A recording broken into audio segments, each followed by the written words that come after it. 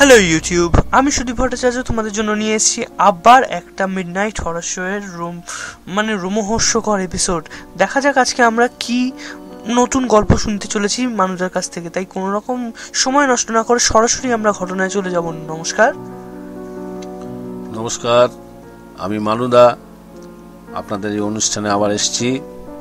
আজকের গল্প আমার এক বন্ধু, আমার অফিস কলিগ, সে আর আমি একই সঙ্গে চাকরি করি। হঠাৎ টিফিনের সময় আমাকে বলছে, ভাই তুই কবরখানা তুই কোনোদিন ঢুকেছিস? আমি তখন বললাম, কেন এই কথা বলছিস? আমার কবরখানা নিয়ে আমার খুব কৌতূহল আছে। আমি বলছি, কবরখানা কৌতূহল আছে, একদিন গিয়ে দেখলেই হয়। কোথায় গেলে বলতো ভূত দেখতে পাবো? সে ভূত দেখতে খুব ভালোবাসে। আমি বলেছি, বাচ্চা তখন ভূত দেখতে খুব ভালোবাসিস, ভূত দেখলে তখন সহ্য করতে পারবি? ওরা তুই দেখেই নিস সহ্য করতে পারি কিনা। তাই মনে ভালো কথা, তাহলে চল এই তো আগামীকাল শনিবার আমরা রাত 10টা-11টা নাগাদ বেরোবো। আমাদের পার্ক সার্কাস ব্যারিয়াল গ্রাউন্ড আছে, ওখানে যাব। ওখানে গেলে বিরাট ব্যারিয়াল গ্রাউন্ড, ভেতরে ঢুকতে দেবে, দেখবি, তোর কৌতূহল মিটবে। যাবি তো? হ্যাঁ যাবো, কেন যাব না। তার পরের দিন শনিবার, হাফ ছুটি। রাত্রিবেলায় বেরোতে খাওয়া দাওয়া করে বেরোতে এই 12টা সাড়ে 12টা বেজে গেছে, কারণ রাত্রি যাবো বলেছি। তা হাঁটা পায়ে যাওয়া যায়। গিয়ে ওখানে যে বেরিয়াল গ্রাউন্ডের কাছে যে গেটে যে থাকে, তার সঙ্গে একটু কথা বললে, তাকে একটু যে আমরা একটু দেখতে এসেছি, যদি আইনে না আটকায়, সে গেট খুলে দেয়। তো আমরা গেছি। সেদিনকে গিয়ে দেখি বেরিয়াল গ্রাউন্ডের যে গেটে থাকে, যে গোরস্থানের যে গেটটা পাহারা দেয়, সেখানে যে বসে আছে একজন ইয়াং ছেলেই বসে আছে, কিন্তু তার আপাদ মস্তক কালো পোশাকে ঢাকা। ব্যাপারটা আমার একটু সন্দেহ হলো। আমরা বললাম, দাদা একটু ভেতরে যাব। প্রথম 2-3 বার সে কোনো সাড়াই দিল না। যখন কয়েকবার আমরা যখন বললাম, দাদা শুনতে পাচ্ছেন, তখন যেন সাড়া দেয়া না দেওয়ার মতো একটা ভাব দেখিয়ে ওই গেটের মধ্যে ঢুকে গেল। ডান দিকে একটা টার্নিং জায়গা আছে, ওখানটা চলে গেল, গেটটাকে উন্মুক্ত হয়ে গেল আর কি। আমি বললাম, চলো, তো খুলে দিয়ে উঠে গেছে, যদি বলতো যে না যেতে দেবো না, তাহলে তো গেট আটকে দিত। তো গেটটা ঠেললাম, খুলে গেল। এবার গিয়ে একটু এগিয়ে গিয়েই সব কবর দিয়েছে, সেখানে ওই ইয়ে করে রেখেছে, নানা রকম ওই স্তম্ভ ফম্ব করে রেখেছে, নাম লেখা আছে, কত সালে মারা গেছে, কত সালের জন্ম, কি নাম, এইসব পরপর যতদূর দেখা যাচ্ছে ওইরকম। আর সব বড় বড় ঘাস হয়ে গেছে। বিভিন্ন মানুষের কবর রয়েছে। সামনেই মাইকেল মধুসূদনের কবর রয়েছে, নাম করা লোক, সবাই জানেন।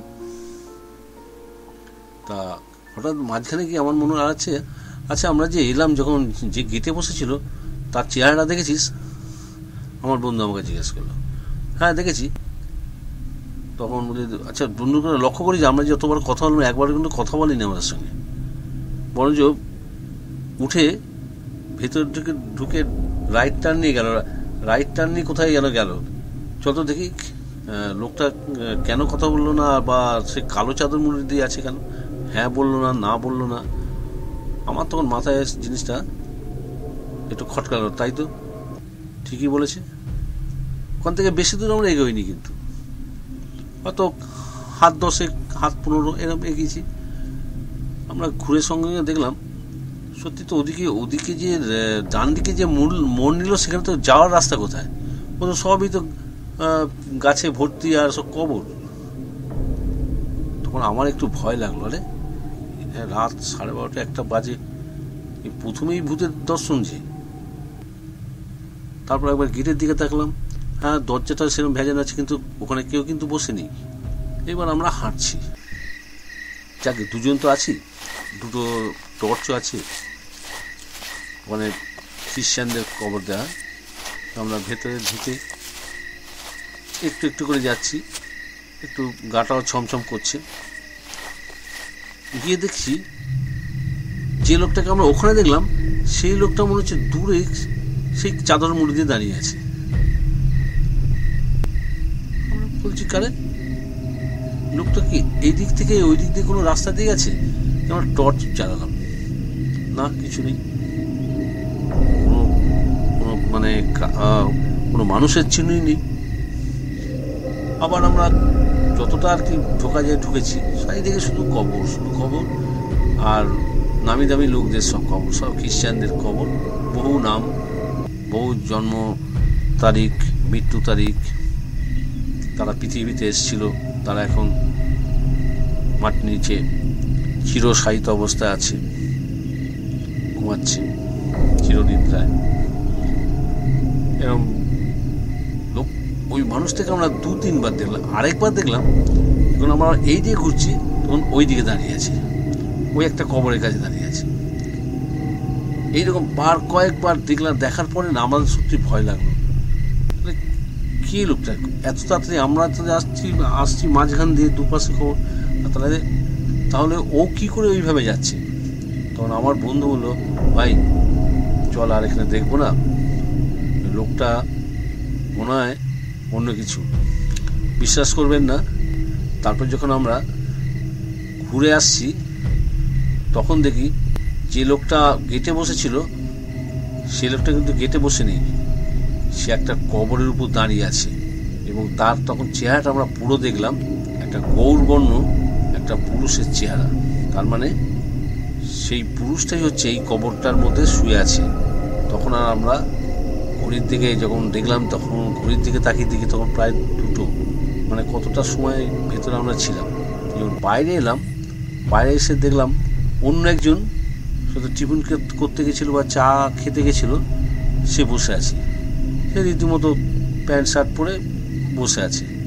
আমরা যখন বাইরে এলাম, তখন সে বলছে, আপ লোক কাইসে আন্দার গিয়া? আমরা বললাম যে দেখুন এখানে একজন বসেছিল, আমরা তো তার কাছে পারমিশন নিয়ে ঢুকেছি। বলে কোন লোক, কোন আদমি है? বলে আমরা বললাম এক চাদর ढाका देके बैठा था, हम लोग को उसको परमिशन लेके ही घुसा है। नहीं उसको हम लोग को आदमी नहीं है, क्यों ढुका है, क्यों घुसा है, এই সব বলছে হিন্দিতে। আমরা তখন বাইরে বললাম, দাদা আমরা মিথ্যা কথা বলছি না, এইরকম একটা লোককে আমরা দেখেছি, তাকে আমরা বলেছি, তারপর ঢুকেছি। সে নিজেই গেটটা আমাদের খুলে দিয়েছে। তারপরেই আমরা ঢুকেছি। এবং আরেকটা জিনিস আপনার কাছে জানার আছে, ওই ভদ্রলোক, সেই চাদর মুড়িদার লোকটাকে আমরা কবরের বিভিন্ন জায়গায় দাঁড়িয়ে থাকতে দেখেছি। এবং শেষে যখন আমরা বেরিয়ে আসছি, তখন দেখি ওই লোকটাই মনে হয়, তখন আর চাদর মুড়িদে নেই, সে রীতিমতো প্যান্ট শার্ট পরে একটা কবরের কাছে দাঁড়িয়ে আছে। নাম কি জোসেফ কি যেন দেখলাম। বললো, মাই গড, আপনি বেঁচে গেছেন। ওনার মৃত্যু এই সদ্য 5-6 মাস হয়েছে। এই তো সেদিনকে ওখানে ওনাকে কবর দেওয়া হয়েছে, উনি অপমৃত্যুতে মারা গেছেন। আপনারা বেঁচে গেছেন, আর কি বলবো, গড আপনাদের বাঁচিয়েছে। এরকমভাবে কেউ ভেতরে যাবেন না, এত রাত্রিরে বিপদ হতে পারে। তখন দাদা আমরা বুঝতে পারিনি, আমরা ভেবেছি তো উনি বোধহয় এখানে গার্ডে আছেন। না না, আমি তো গার্ডে, আমি এই তো সামনেই চা খেতে গেছিলাম, উনি কী করে আসবেন, উনি তো মারা গেছেন। আমি সত্যি না, হ্যাঁ সত্যি দাদা, এই বেশি দূর থাকে না, এই আপনার ফালিগঞ্জের ওই দিকেই থাকেন, উনি মারা গেছেন। এই তো কয়েকদিন আগে ওনাকে খবর দেওয়া হয়েছে।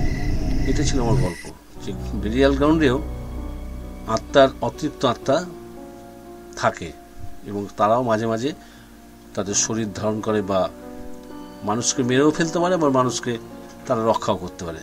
এটাই ছিল আমার গল্প। এখন সেটা আপনারা কিভাবে নেবেন, কিভাবে সেটাকে প্রচার করবেন, সেটা আপনাদের ব্যাপার। তা শুনলে বন্ধুরা গল্পটা কেমন লাগলো বলো আমাদের কমেন্টে, অবশ্যই বলো। আর সাবস্ক্রাইব করো আমাদের চ্যানেলটাকে যদি এমনি গল্প আরো শুনতে ইচ্ছা করে তো। আর লাইক করবে এই ভিডিওটাকে যদি ভালো লেগে থাকে, কমেন্ট করবে আমাদেরকে বা সোশ্যাল মিডিয়ায় শেয়ার করবে। বারবার যেটা আমি বলি তোমরা জানোই, আর বারবার বলবো না।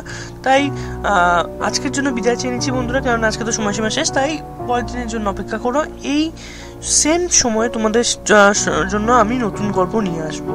তাই আজকে শোনার জন্য অনেক অনেক অনেক অনেক অনেক ধন্যবাদ তোমাদের। নমস্কার।